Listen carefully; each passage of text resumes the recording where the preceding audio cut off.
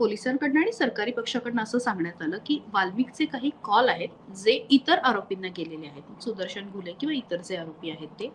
आणि ते त्याच काळातले आहेत, ज्या वेळात अपहरण झालं. तर हा किती मोठा पुरावा असू शकतो? हा तसं म्हटलं तर हा पुरावा, या पुराव्याला आणखीन सपोर्टिंग एव्हिडन्स लागतो. हा सपोर्टिंग एव्हिडन्स याच्यातच म्हटला जातो का कॉन्क्रीट पुरावा नाही होत. कारण कॉलमध्ये काय बोललेत काय नाही बोलले हे नक्की असू शकत नाही, आपल्याला कळू नाही शकत. जोपर्यंत तो कॉल रेकॉर्ड होत नाही किंवा इंटरसेप्ट करत नाही आपण, तोपर्यंत नक्की काय बोलले ते कळत नाही. परंतु त्यांच्यावर जर अलिगेशन्स असतील की त्यांनी तिथनं फोन केले, त्यांचा सल्ला घेतला किंवा यांना कळवलं.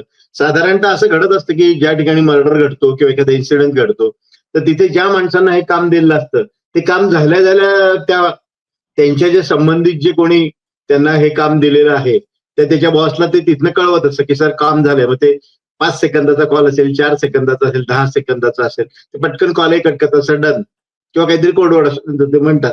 तर अशा प्रकारे ते कॉल होतात. दुसरी गोष्ट, या कॉलवरून आपल्याला नक्की कळतं की यांचं संभाषण होतंय की नाही. मग एवढ्या याच्यामध्ये, एवढ्या टेन्स वातावरणामध्ये जर जे आरोपी खून करतायत ते टेन्स, ते कोणाला फोन करणार? ते नक्कीच त्या कन्सर्न माणसालाच फोन करणार ना.